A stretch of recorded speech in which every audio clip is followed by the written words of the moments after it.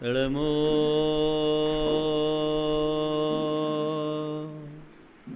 अरिहन्ताणं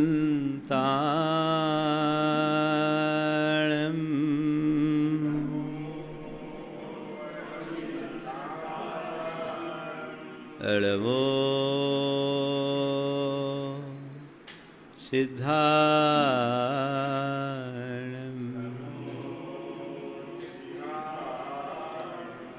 नमो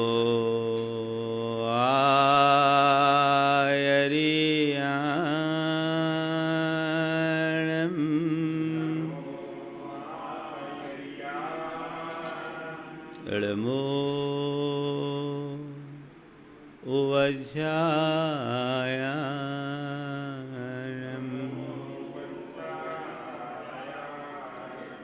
नमो लोये सवशाहुनं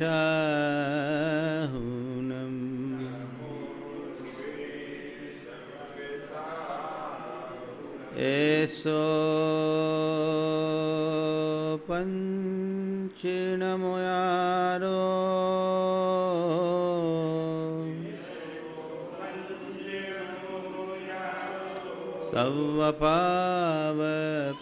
सवपावपनाशनो मंगलालं च सवेसिं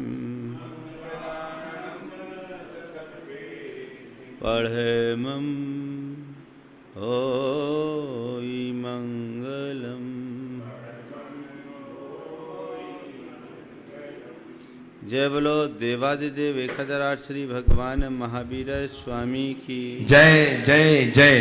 अहिंसा परमो धर्म की जय जय जय। परम पूज आचार्य गुरुवर श्री विद्यासागर जी महाराज की जय जय जय। परम पूज्य विराट परमासागर जी महाराज की जय जय जय। परम पूज्य विराट सागर जी महाराज की।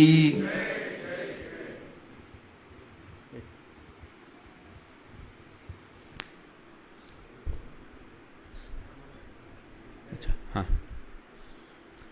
सम्यक दृष्टि को पाना यानी एक ऐसी दृष्टि पाना जो हमें संसार में रहते हुए भी संसार से अलिप्त रहने की दृष्टि दे दे। हर किसी के बस की बात ये नहीं है कि वो संसार में रहे और सांसारिकता से अलिप्त रहे, पर संत कहते हैं जो संसार में रहकर सांसारिकता से अलिप्त रहता है, संसार का असली मजा केवल वही ले पाता है। ऐसा व्यक्ति जीता सामान्य तरीके से है, पर उसके अंदर असामान्य विलक्षणताएं घटित हो जाती है। इसी आशय की बात विगत दिनों से आप सबके बीच चल रही है। कल मैंने कहा था कि सम्यक दर्शन प्रकट होने के बाद कुछ खास गुण होते हैं जिनकी अभिव्यक्ति से उसके जीवन में अनुपम वैशिष्ट्य प्रकट होता है।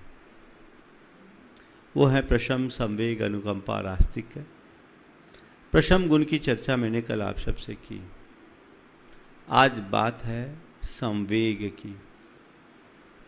संवेग का मतलब है संसाराद भीरुता। संवेग है संसार से भय, डर का नाम संवेग है।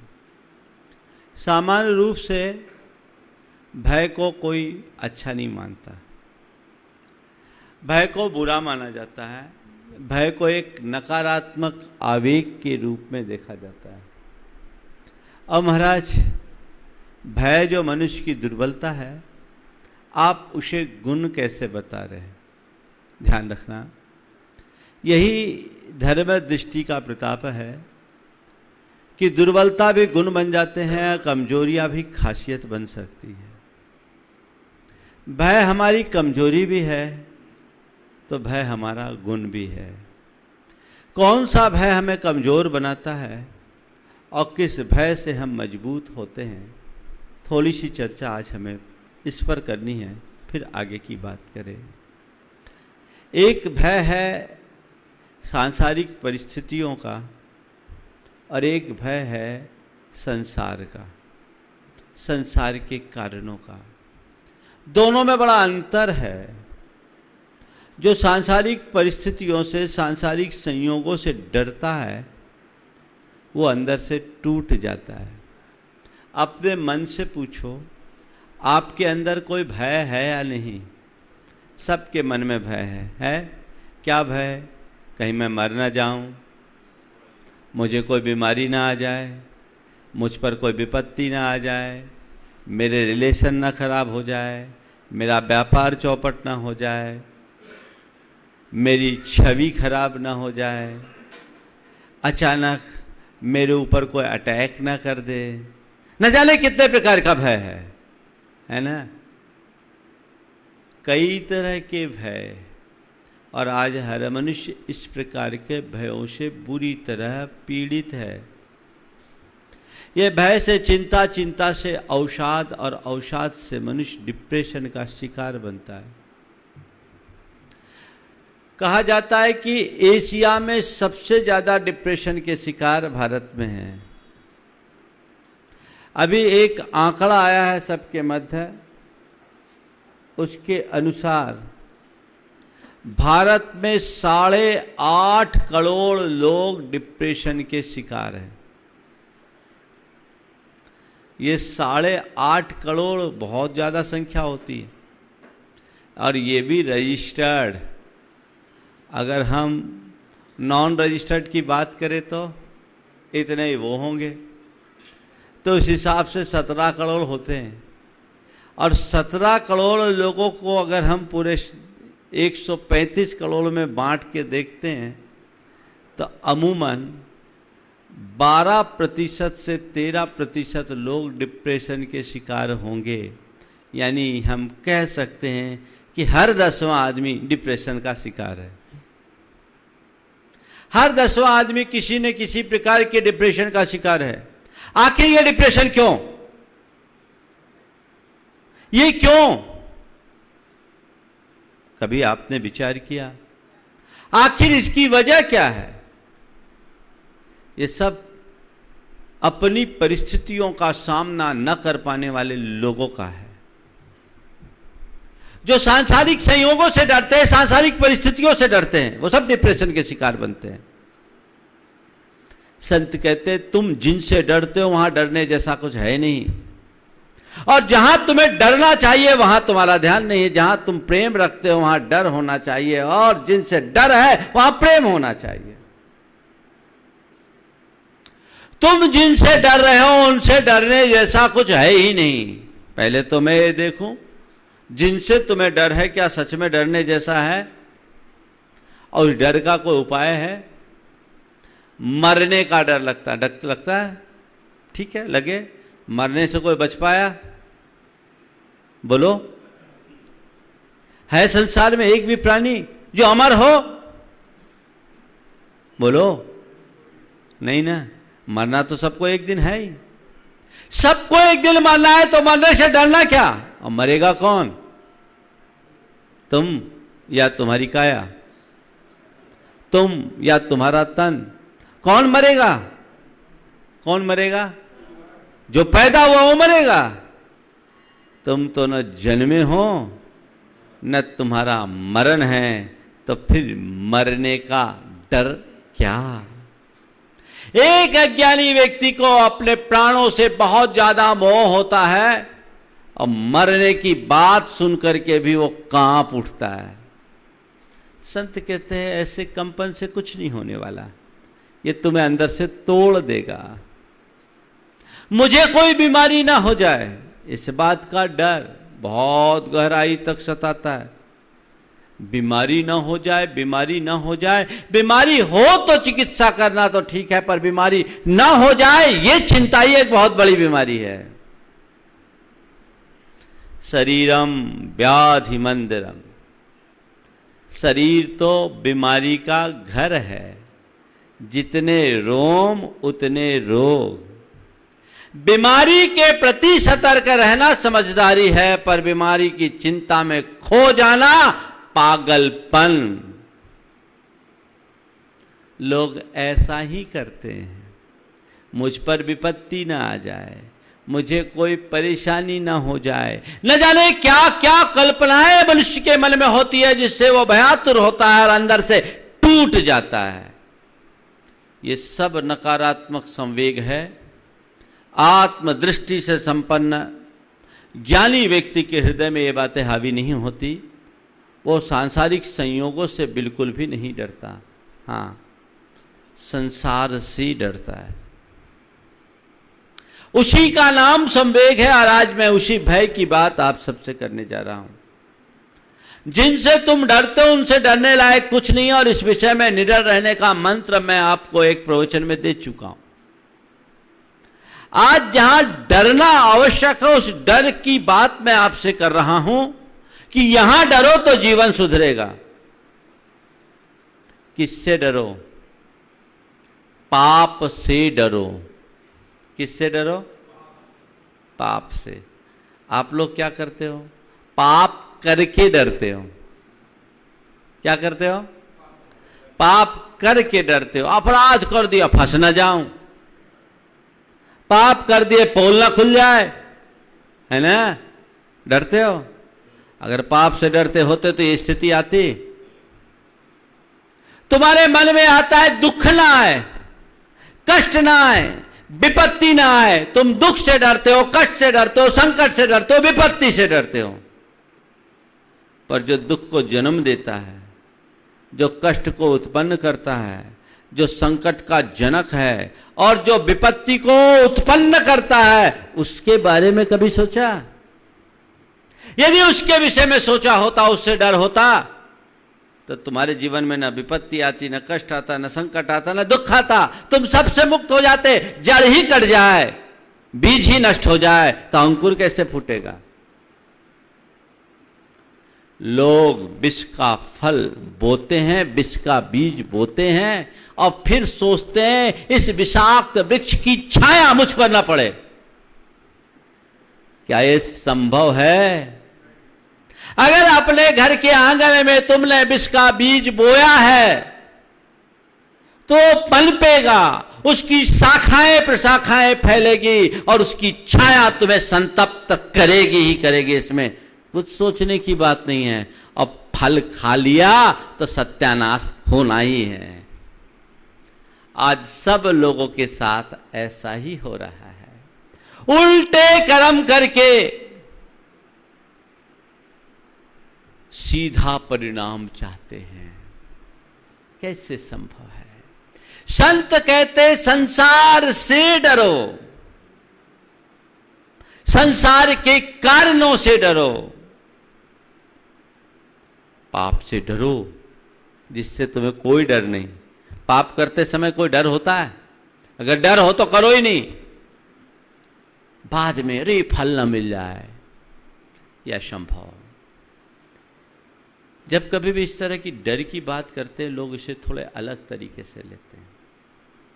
एक बार एक युवक ने शंका समाधान में मुझसे पूछा, बोला महाराज आप लोग बहुत नकारात्मक फैलाते हैं, नकारात्मकता फैलाते हैं। बोले क्या नकारात्मकता फैलाते? बोले मैंने पूछा कैसे? बोले बस जीवन को नश्वर नश्वर नश्वर नश्वर बता करके अरे मृत्यु से डरो, मृत्यु से डरो, मृत्यु से डरो, इतना डर पैदा कर देते हैं कि जिंदगी का मजा भी खत्म हो जाता है। एक क्षण की मृत्यु को सुधारने के लिए सारी जिंदगी भर डरने की क्या जरूरत? क्या ये जीवन के प्रति नकारात्मकता नहीं है? हो सकता है ये सवाल तुम्हारे मन में भी कभी उठा होगा, हिम्मत नहीं हुई वो पूछने की, लेकिन किसी ने हिम्मत करके पूछ लिया। मैंने उससे कहा नहीं, ये बिल्कुल नहीं, जो तुमने समझा वो गलत है। ये बात सच है कि हमारे यहाँ मृत्यु से डरने की बात की जाती है, लेकिन ध्यान रखना मृत्यु का भय, मृत्यु से डर नहीं, जीवन का अभिनंदन है। मैंने उससे एक सवाल किया कि सड़क पर चलते हो, अनेक साइन बोर्ड लगे होते हैं? बोले हाँ लगे रहते हैं। कई जगह लिखा रहता है एन टर्न है, कई जगह यू टर्न का सिंबल बना रहता है और लिखा रहता है सावधान आगे अंधा मोड़ है, लिखा रहता है, मतलब लिखा रहता है। तो ये बताओ वो बोर्ड जो लगाया गया है तुम्हें डराने के लिए लगाया है किस लिए लगाया? हाँ, ऐसा तो नहीं कि भैया अंधा मोड़ा गाड़ी रिवर्स करो, ऐसा तो नहीं अंधा मोड़ा गाड़ी रोक दो, हाँ नहीं ना। तुम्हें किस लिए दिखाया गया वो साइन बोर्ड? सावधान, सावधान करने के लिए ना, सावधान हो जाओ। तो तुम साइन बोर्ड लगाने वाले को धन्यवाद देते हो कि गाली? क्या देते हो बोलो? धन्यवाद। क्यों? अच्छा हुआ सावधान कर दिया। अगर सावधान नहीं किया होता और हम बेखौफ होकर के चलते तो निश्चयता दुर्घटनाग्रस्त हो जाते। तो मैंने उनसे यही कहा कि भैया हम तुमसे यही तो कहना चाह रहे हैं कि तुम्हारी जर्नी सपाट मैदान की नहीं है, सावधान, आगे अंधा मोड़ है।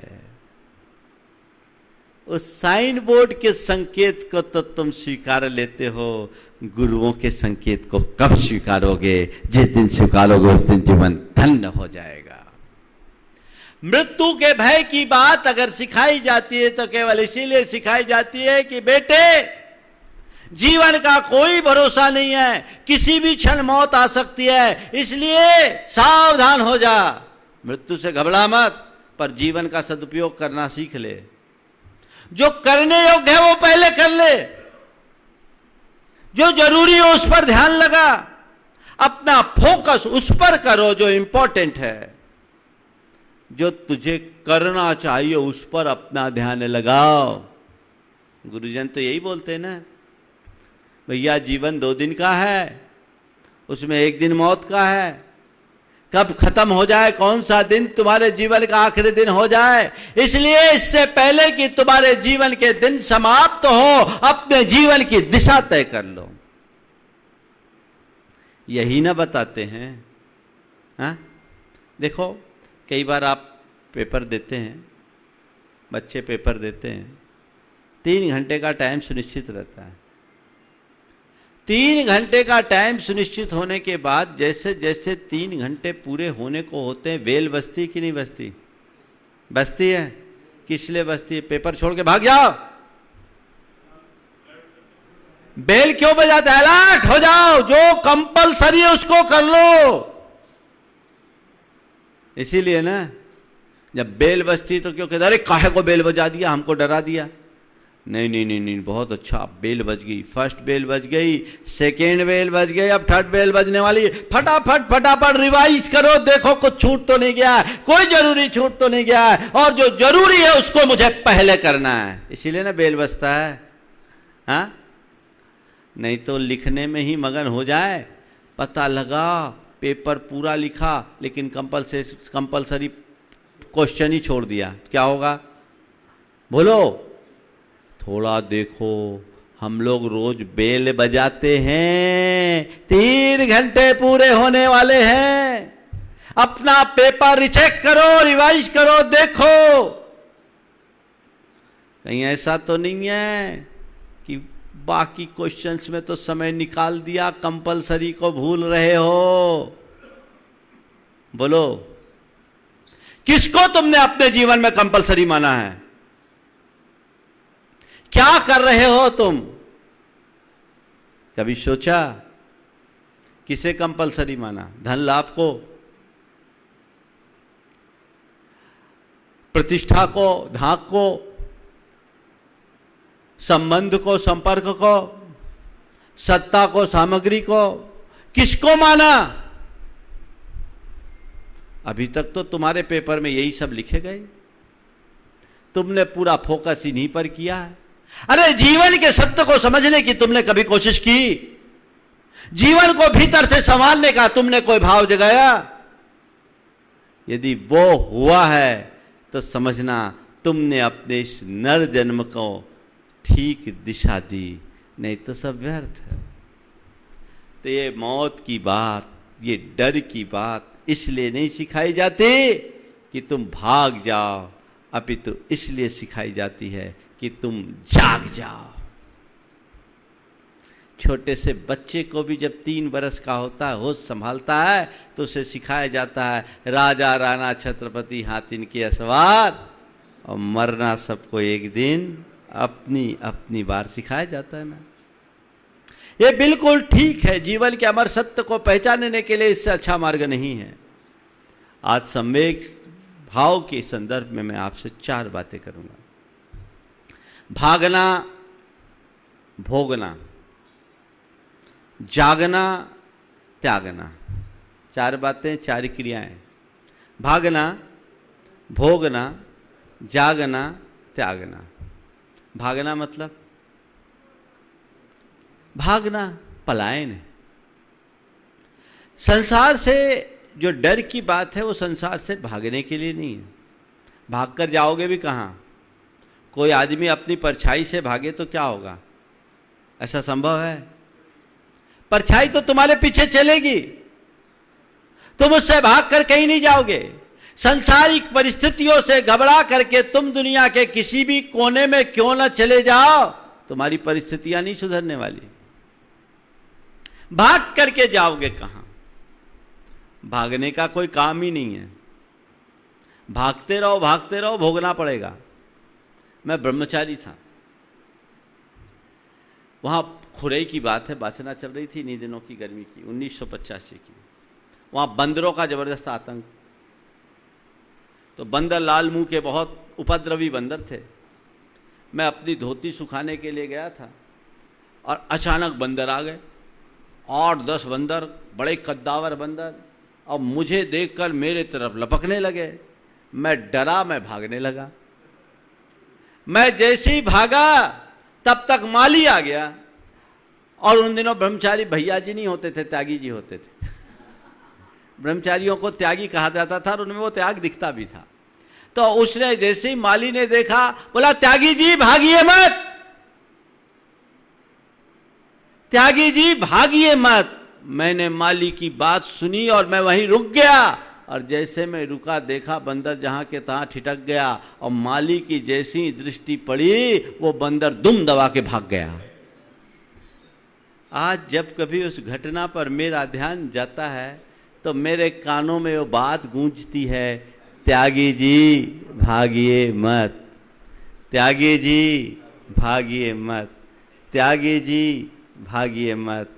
मैं भी तुमसे कहता हूं, जब भी परिस्थितियों का बंदर आकर तुम्हें भपकी देना शुरू करे, त्यागी जी भागिए मत। ये वाक्य याद करो, त्यागी जी भागिए मत, भागिए मत।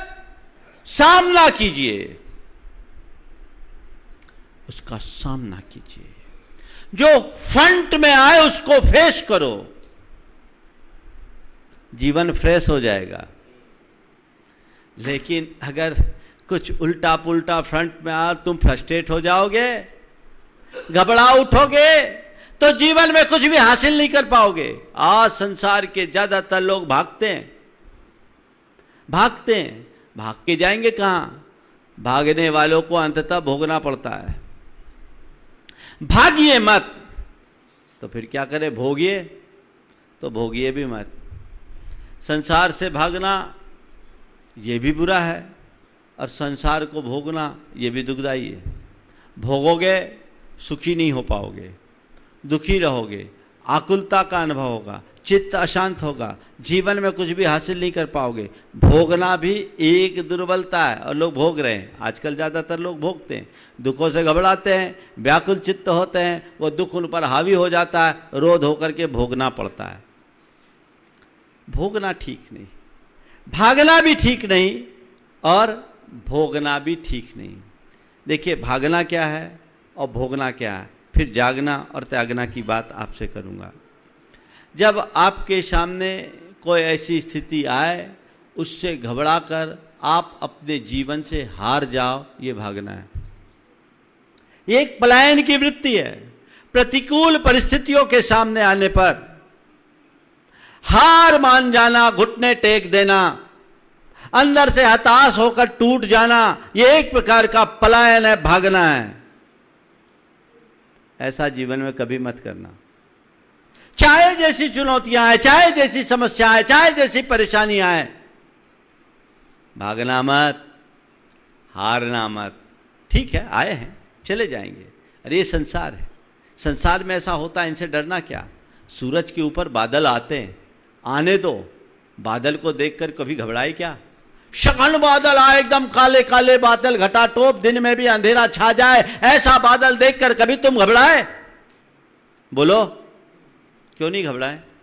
अरे अंधेरा हो गया, सूरज को बादलों ने ढक लिया, अब क्या होगा, अब क्या होगा, अब क्या होगा? कभी बोले क्या? बोलो नहीं। क्यों? अरे महाराज, ये बादल है, थोड़ी देर के लिए है, ये बादल है, अभी हवा चलेगी छट जाएंगे। ये बादल टिकने वाले नहीं है, थोड़ी देर के लिए है, ठीक है चल जाने दो। ढके हैं बादल पर सूरज को ढक नहीं सकते, ये भरोसा तुम पर है, तुम्हारे अंदर है, तो तुम कभी नहीं घबराते। ध्यान रखना, तुम्हारे जीवन में चाहे जैसे दुखों और कष्टों के बादल आए, चाहे जैसे संकटों की घटाएं छाए, चाहे जैसी विपत्ति के वज्रपात हो, चाहे जैसी कठिनाइयों की बारिश हो, घबराओ मत, ये बादल छटेंगे, ये विश्वास होना चाहिए। सूरज सूरज है, उसका कुछ बिगाड़ नहीं हो सकता। घबराऊं क्यों? प्रतीक्षा करनी है। अभी हवा का निम्न दाब बना है, इसलिए घटा तोप है, ये दाब कम होगा, घटाएं छटेगी, आज नहीं कल छटेगी, छट जाएगी, ठीक है होने दो होने दो होने दो। मन घबराएगा नहीं ना? तो बताओ, जब तुम्हारे सामने कोई परेशानी आती है तो तुम क्या करते हो? संकटों के बादल जब उमड़ते घुमड़ते हैं तो उसको देखकर भागते हो या जागते हो? घबराते हो या उसका सामना करने का साहस पैदा करते हो? बोलो। तो विपरीत परिस्थितियों से घबरा जाना भागना है, और विपरीत परिस्थितियों को रो धो करके गुजारना भोगना है। भागे तो नहीं, अजी क्या करूँ जी, समय ठीक नहीं है, कोई उपाय नहीं है, जहाँ देखो वहाँ नुकसान ही नुकसान है, जहाँ हाथ डालता हूँ वहाँ हाथ जलता है, क्या करे, कैसे होगा है भगवान, मेरे भाग्य में तो सुख लिखा ही नहीं है। बहुत से ऐसे रोना रोने वाले लोग हैं, है ना? ये सब भोगने वाले लोग हैं। कौन लोग हैं? भोगने वाले। बताओ, इस रोना रोने से तुम्हारा कोई रोना मिटा देगा? दूसरों के आगे अपनी लाचारगी और बेबसी पैदा प्रकट करने से तुम्हें कुछ लाभ होगा? कुछ भी हासिल होने वाला नहीं है, सिवाय परेशानी के। लेकिन फिर भी लोग हैं जो रोना रोने की आदत छोड़ते नहीं है।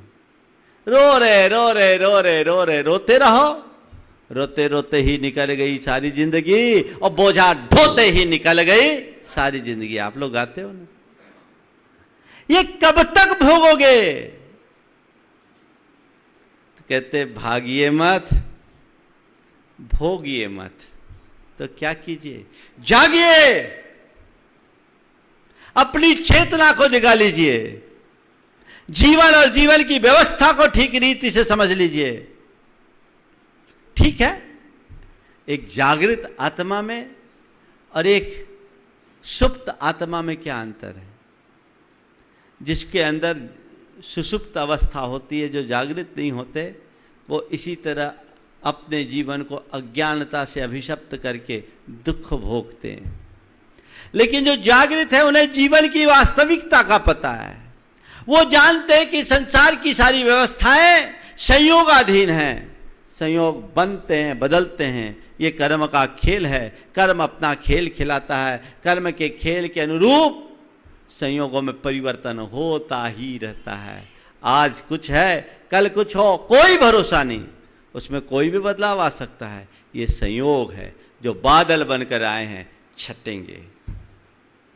वो मानता है, कल में चाहे कितना भी अपनी करामात दिखाए, अंततः हारना कर्म को है, मुझे नहीं। उसकी दृष्टि में उसकी आत्मा होती है, और अपनी आत्मा को केंद्र बिंदु बनाकर वो अपने जीवन की दिशा तय करता है।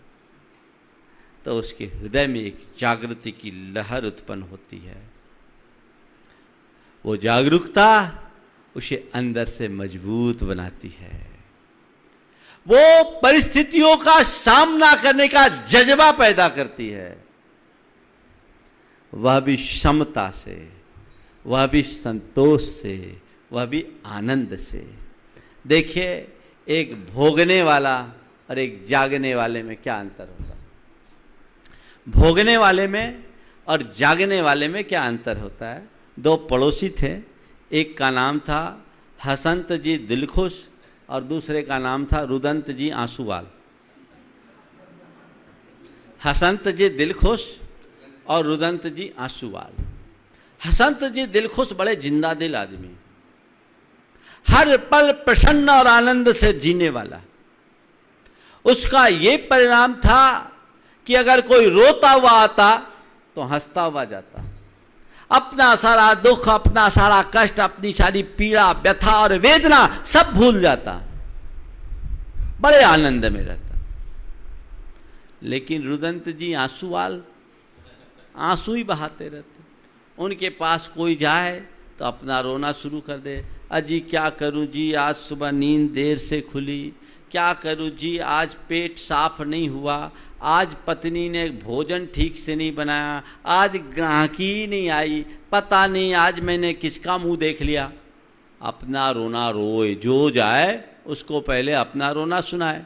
अब परिणाम क्या निकले? हसंत जी दिलखुश के यहाँ लाइन लगे और रुदंत जी आंसूवाल के पास कोई फटकना न चाहे। दोनों पड़ोसी थे। अब रुदंत जी सोचते कि कोई मंत्र फूंकता है, इसलिए सारी भीड़ उसके पास, मेरे पास कोई नहीं। वो अंदर ही अंदर दुखी। एक दिन एक युवक के मन में भाव जगा कि हसंत जी के दिल खुश होने का राज जानना चाहिए। हसंत जी के दिल खुश होने का राज जानना चाहिए। और वो उसके घर पहुंचा। देखा तो 2 कमरे का साधारण सा मकान था। जब अंदर पहुंचा तो देखा उसका 14 साल का बच्चा उसकी गोद में लेटा है और वो उसके सिर पर बाम मल रहा है। घर पहुंचते ही उसने उसे आत्मीय स्वागत करके अंदर प्रवेश दिया, बिठाया। फिर थोड़ी देर बाद इधर उधर की बात होने के बाद उसे चाय ऑफर किया और कहा, बैठिए मैं चाय बना कर लाता हूँ। चाय बनाने के लिए वो खुद गया, चाय लेकर आया तो उसने पूछा, क्या बात है, आपके घर में और कोई नहीं है? बोले नहीं, ये बेटा है, एक बड़ा बेटा है, थोड़ा आवारा है, घूमता रहता, अभी आएगा खाना खाकर चले जाएगा। और इसकी माँ है जो पिछले 2 बरस से विक्षिप्त है, अंदर कमरे में लेटी हुई। अच्छा, घर का काम आपको ही करना पड़ता? बोले हाँ, आपको ही करना पड़ता। मैं ही करता हूँ, उसमें क्या बुराई है, मैं सारा काम करके अपने दुकान पे जाता हूँ। बोले अच्छा। एक बेटा आवारा, दूसरे बेटे को बुखार, पत्नी विक्षिप्त और घर का काम भी आप ही करते हैं, फिर इतने खुश कैसे रहते हो? इतने खुश कैसे रहते हो? उस व्यक्ति ने जो जवाब दिया वो एक जागृत आत्मा का बहुत बड़ा संदेश है। उसने कहा, भाई मैं तो यही सोचता हूँ, मेरी पत्नी विक्षिप्त है तो क्या हुआ, कम से कम बेसुध पड़ी तो रहती है, चिल्लाती तो नहीं। यदि विक्षिप्त होने के साथ ज़्यादा चिल्ला चोट करती होती तो मेरा जीना मुहाल होता। मैं वक्त पर उसे खिला देता हूँ, पिला देता हूँ, नहला देता हूँ, धुला देता हूँ, मेरा काम पूरा हो गया। मेरा बेटा आवारा है, ये बात सही है, पर मैं सोचता हूँ कि चलो बेटा आवारा है तो क्या हुआ, कम से कम अपराधी तो नहीं। घर का काम करने में मुझे कोई गुरेज नहीं, मुझे कोई तकलीफ नहीं। मैं सोचता हूँ कि चलो समय अभाव के कारण ऐसे एक्सरसाइज नहीं कर पाता, कम से कम घर के काम के बहाने मेरी एक्सरसाइज हो जाती है और मेरे तन की तंदुरुस्ती का आधार हो जाता है। सामने वाले ने पूछा, ऐसा आप कर कैसे लेते हो? उसने कहा, मैं ज़्यादा कुछ नहीं जानता, हर हाल में प्रसन्न और संतुष्ट होकर के जीना ही मेरा लक्ष्य है और इसे ही मैं अपने जीवन का मूल मंत्र मानता हूँ। कर्म के उदय में जो आ जाए सहज रूप से स्वीकार। यह है जागने की बात। बोलो तुम लोग कहाँ हो, भागने वालों में, भोगने वालों में, या हाँ जागने वालों में? मान लूं बोला महाराज अभी तो जब तक आपके पास है एकदम जागे हुए है ना, आगे आप लोग जागना कैसा होता बता दूं।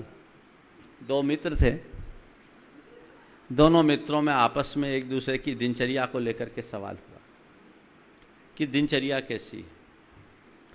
तो पहले मित्र ने कहा कि देखो भाई मैं सुबह 5 बजे उठता हूँ, नित्य क्रियाओं से निवृत्त होता हूँ, थोड़ा एक्सरसाइज करता हूँ, उसके बाद मैं रोज़ समाचार देखता हूँ, नाश्ता करता हूँ, बच्चों को स्कूल छोड़ता हूँ, 9 बज जाते हैं, अपने दफ्तर के लिए निकल आता हूँ, शाम को 8 बजे घर लौटता हूँ, खाना पीना करने के बाद बच्चों से थोड़ी देर बातें करता हूँ और 10 बजे सो जाता हूँ। तो उसने कहा ये कोई चर्या, 5 बजे उठते हो 10 बजे सो जाते हो, केवल अपने व्यापार और बच्चों तक सीमित रह जाते हो, ये कोई ज़िंदगी? बोले आपकी दिनचर्या क्या है? बोले सुनो, मैं प्रातः 4 बजे ब्रह्म मुहूर्त में उठता हूँ, ऋषि मुनियों को उठने का समय है। मैं प्रातः 4 बजे ब्रह्म मुहूर्त में उठता हूँ, ये ऋषि मुनियों के उठने का समय है। नित्य क्रियाओं से निवृत्त होता हूँ, सबसे पहले परमात्मा का ध्यान करता हूँ, थोड़ा योग करता हूँ, प्राणायाम करता हूँ, उसके बाद नित्य क्रियाओं से निवृत्त होकर स्नान आदि करके सबसे पहले मैं मंदिर जाता हूँ, भगवान का पूजन अभिषेक करता हूँ, आता हूँ, नाश्ता करता हूँ, नाश्ता करने के बाद बच्चों से उनके होमवर्क वगैरह के बारे में थोड़ा सा पूछता हूँ और फिर थोड़ा समाचार देखता हूँ, बच्चों को इस बीच स्कूल छोड़ आता हूँ और मैं भी 9 बजे अपने दफ्तर के लिए निकल जाता हूँ। पर शाम 5 बजते ही अपना दफ्तर छोड़ देता हूँ। आता हूँ मैं दिन में खाता हूँ, रात में खाता भी नहीं हूँ, आकर के खाना खाता हूँ। शाम को बच्चे आते हैं तो बच्चों के साथ थोड़ी देर खेलता हूँ और खेलने के बाद उन्हें पढ़ाता भी हूँ और रात में मैं 1 घंटे टीवी के माध्यम से प्रवचन सुनता हूँ और 10 बजे सो जाता हूँ। सामने वाला बड़ा प्रभावित हुआ, बोला वाकई में आपकी दिनचर्या तो बड़ी गजब की है, ऐसा आप कब से कर रहे हैं? आपकी दिनचर्या तो बड़ी गजब की है, ऐसा आप कब से कर रहे हैं? उसने कहा कल से ही शुरू करने का इरादा है। ऐसा ही जागना है तुम्हारा, है ना? आखिर ऐसा करके हम हासिल क्या करेंगे? हमें कल से नहीं, जो करना है आज से करना है, आज से नहीं अब से करना है। जागने का मतलब है संभल जाना और सक्रिय हो उठना। अगर तुम्हारे हृदय में सच्चे अर्थों में पापों से डर है तो तुम पापों से सावधान हो जाओ, अपने आप को संभाल लो। जानबूझ करके गलत रास्ते पर क्यों चलो? अपनी सोच को बदलो, अपने चिंतन को बदलो, अपनी चर्या को बदलो, अपनी प्रवृत्ति को बदलो, जो जीवन में स्थायित्व ला सके, स्थिरता ला सके, जीवन को सुरक्षा और संरक्षा दे सके। उसके लिए तुम्हें पुरुषार्थी होना होगा, अपने जीवन को सक्रियता से आगे बढ़ाने के लिए संकल्पित होना होगा, तब कहीं कुछ होगा। एक बार का प्रवचन सुन लो और बदल जाओ तो अभी तक तो दुनिया कई बार बदल गई होती। ऐसा संभव नहीं, खुद को जगाना होगा। तो मुझे जागना है, अंदर से जागना है, अपनी आत्मा को जागना है, जगाना है, अपनी सुषुप्ति को तोड़ना है। जब जागोगे तब त्याग सकोगे। जीवन को ऊंचाइयों पर पहुंचाना है तो अपने आप को जगाओ, समझो मैं कौन हूं, मेरा क्या है, मेरी क्षमताएं क्या है, मेरी हैसियत क्या है, मेरी योग्यता क्या है, मेरी प्रतिभा कैसी है। जागो और फिर त्यागो। किसको त्यागो? अपने दोषों को त्यागो, अपनी दुर्बलताओं को त्यागना शुरू करो। एक एक करके अपने दोषों और दुर्बलताओं को दूर करना शुरू करो। जैसे जैसे तुम उन्हें त्यागने लगोगे तुम भीतर से मजबूत और सशक्त होते जाओगे और यही मजबूती तुम्हारा मार्ग प्रशस्त कर पाएगी। इसके बदौलत तुम संसार में अपने आप को टिका पाओगे। तो जागिए और दोषों को त्यागिए, दुर्बलताओं को त्यागिए। हर मनुष्य के भीतर कोई ना कोई दुर्बलता है, वह दुर्बलता ही उसकी प्रगति में अवरोध उत्पन्न करते हैं। यदि अपने इस प्रगति को निरंतर जारी रखना चाहते हो तो दुर्बलताओं को हटाओ। ये दुर्बलताएं दो तरह की होती है, एक प्रवृत्तिगत दुर्बलता और दूसरा विचारोगत दुर्बलता। प्रवृत्तिगत यदि दुर्बलता है तो उन्हें तुम अपने संयम के बल पर दूर करो, उन पर अंकुश लगाओ, संकल्प लो कि मेरे अंदर की ये प्रवृत्ति है, मुझे वो रोकना है। क्रोधी से तुम डरते हो कि नहीं? बोलो, कोई गुस्सैल होता उससे डरते हो कि नहीं? डरते हो? क्रोध से डरे? बोलो बोलो। क्रोधी अगर तुम्हारा नुकसान करेगा, दो चार झापड़ देगा, और ज्यादा होगा तो खून खच्चर करेगा, इससे ज्यादा नहीं, इस भाव का नुकसान करेगा। कोई क्रोधी तुम पर हमला कर दे तो, पर तुम्हारा क्रोध कितना नुकसान करने वाला है? बोलो, डरना किससे है? क्रोध से या क्रोधी से? जिस दिन तुम्हारे भीतर बोध जग जाएगा, क्रोध अपने आप शांत होने लगेगा। जागिए और त्यागिए। किसको त्यागिए? अपने दोषों और दुर्बलताओं को त्यागिए। सबसे पहले प्रवृत्तिगत दोषों को त्यागिए। मेरी प्रवृत्ति में जो भी असंयम है, मेरी प्रवृत्ति में जो भी दुर्व्यसन है, मेरी प्रवृत्ति में जो भी बुराइयां हैं, मुझे संकल्प पूर्वक उन्हें त्यागना है, क्योंकि ये दुष्प्रवृत्तियां मेरी आत्मा का हनन करने वाली है, ये मेरे जीवन का पतन करने वाली है। इनका दास बनकर ही मैं आज तक रसातल में जाता रहा हूं। अब मैं जान गया, अब मैं जाग गया, अब इन्हें पनाह नहीं दूंगा, इन्हें पनपने नहीं दूंगा, जड़ मूल से उखाड़कर फेंक दूंगा। यह संकल्प तुम्हारे भीतर होना चाहिए। जिस दिन तुम ठान लोगे, तुम्हारे अंदर यह संकल्प जग जाएगा, तो तुम्हारे लिए कोई भी ऐसी दुर्बलता नहीं है जिसे तुम छोड़ नहीं सकते। अभी एक सज्जन कह रहे थे, महाराज मीठा नहीं छूटता। जिस दिन मन में आ जाएगा ना, उस दिन सब छूट जाएगा। संकल्प में एक बहुत बड़ी ताकत है। हम लोग डर की बात करते, केवल डरने से काम नहीं चला, अंदर से जाग जाओ। ये जागरूकता का एक अभियान है। अब मुझे त्यागना है। देखो, मेरे अंदर के जो भी दोष है उनको मुझे त्यागना है। कल मैंने ऑटो सजेशन की बात की थी और क्या कहा था? मुझे शांत रहना है। क्या दिया था मंत्र? मुझे शांत रहना है, मुझे शांत रहना है। आज तुम्हारे जो भी दोष है, मुझे त्यागना है, मुझे त्यागना है, मुझे त्यागना है, मुझे त्यागना है। हर पल अपने मनोमस्तिष्क में ये बात उभारो। क्या करना है? मुझे मुझे मुझे जोर से, मुझे हाथ उठाकर मुझे बस ये अंदर से एक हुक उत्पन्न करो, तुम भीतर से चमत्कृत हो जाओगे। जीवन आमूल चूल बदल जाएगा। प्रयास तो करो।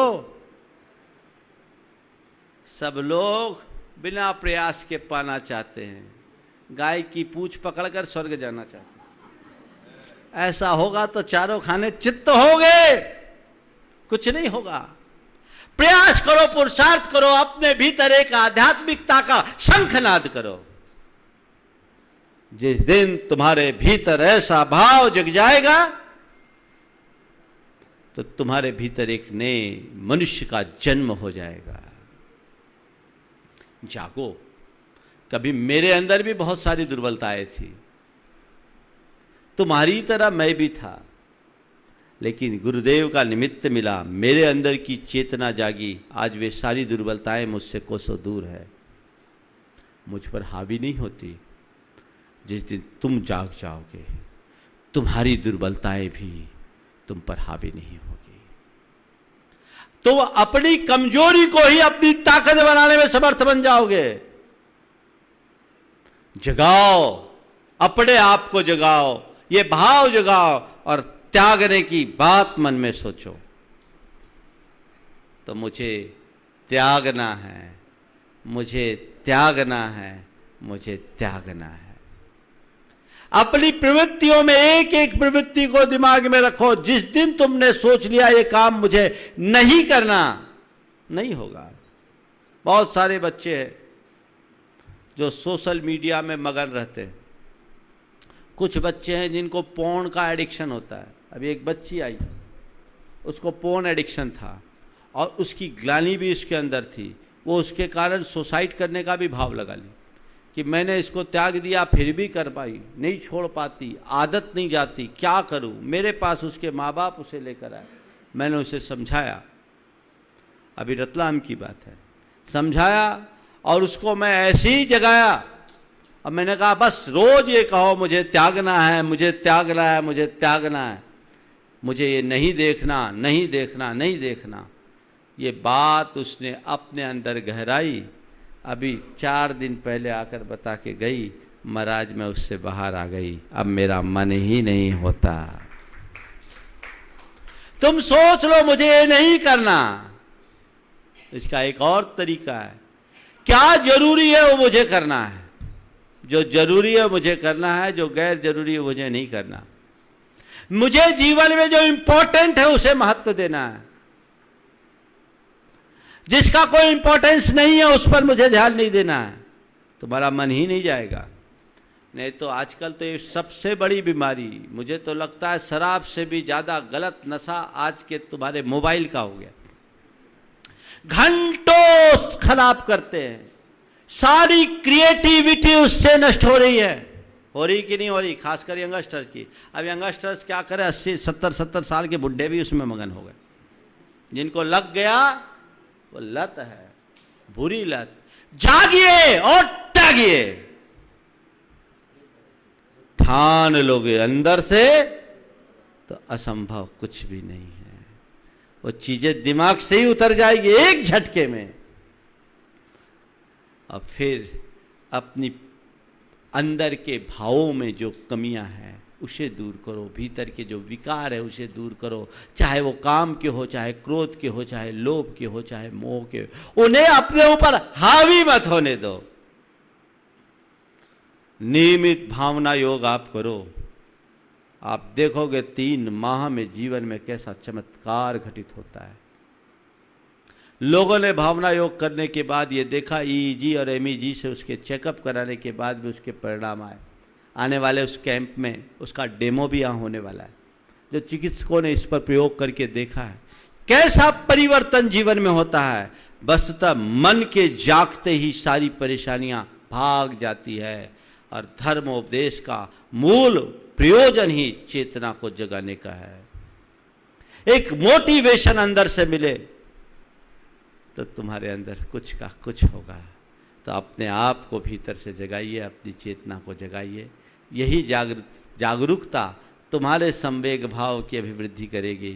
फिर तुम कभी गलत रास्ते पर जा नहीं सकोगे। तुम्हें कुछ कहने की जरूरत नहीं होगी, तुम्हारी दिशा और दशा सब अपने आप परिवर्तित होगी। तो 4 बातें, भागना, भोगना, जागना और त्यागना है। बस भागना और भोगना पर विराम और जागने और त्यागने की शुरुआत यदि हमारे जीवन में हो गई, तय मानना हमारा जीवन धन्य हो गया। समय आप सबका हो गया है। मंगल भावना के साथ आज मैं विराम लूँगा। सभी लोग मंगल भावना के लिए तैयार हो जाए। मंगल मंगल होए जगत में सब मंगलमय हो।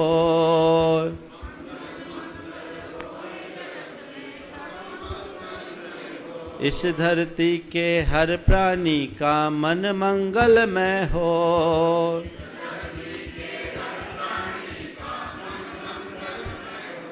कहीं क्लेश का लेस रहे ना दुख कहीं भी हो।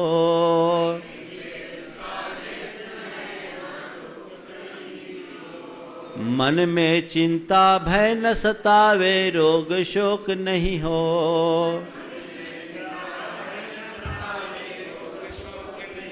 नहीं बैर अभिमान हो मन में क्षोभ कभी नहीं हो। नहीं बैर अभिमान हो मन में क्षोभ कभी नहीं हो।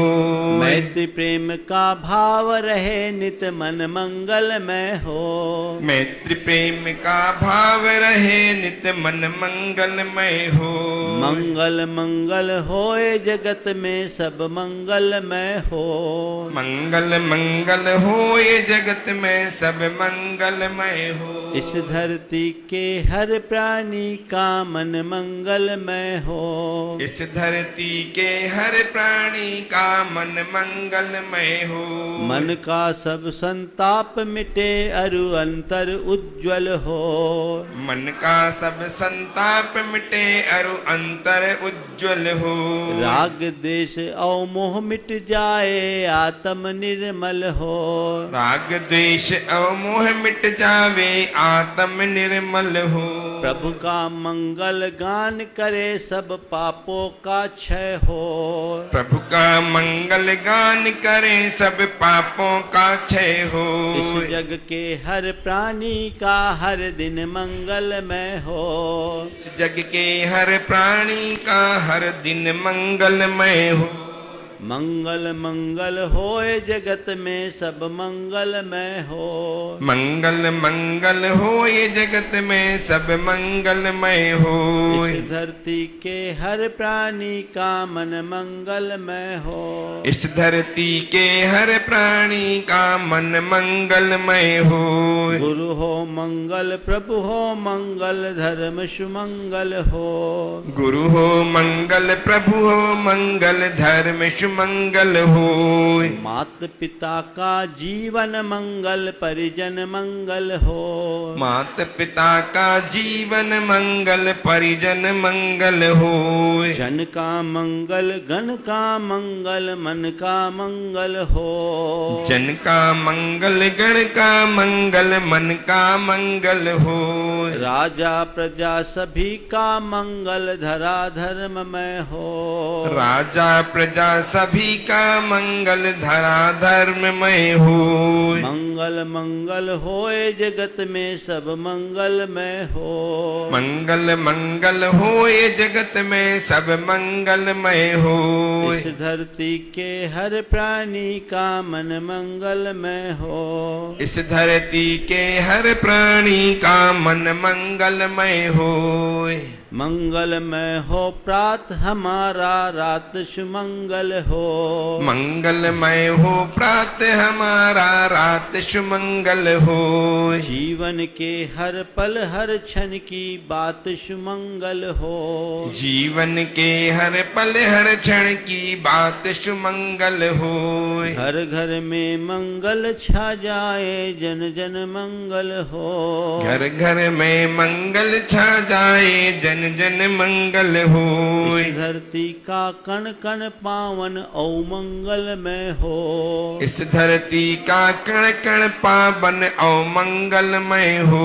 मंगल मंगल होए जगत में सब मंगलमय हो। मंगल मंगल हो ये जगत में सब मंगलमय हो।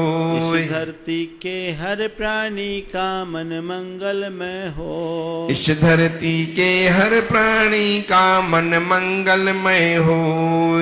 सब जग में मंगल बढ़े टले अमंगल भाव है प्रमाण की भावना सब में हो सद्भाव। जय बोलो परम पूज्य आचार्य गुरुवर श्री विद्यासागर जी महाराज की जय जय जय। परम पूज्य विराट प्रमाण सागर जी महाराज की जय जय जय।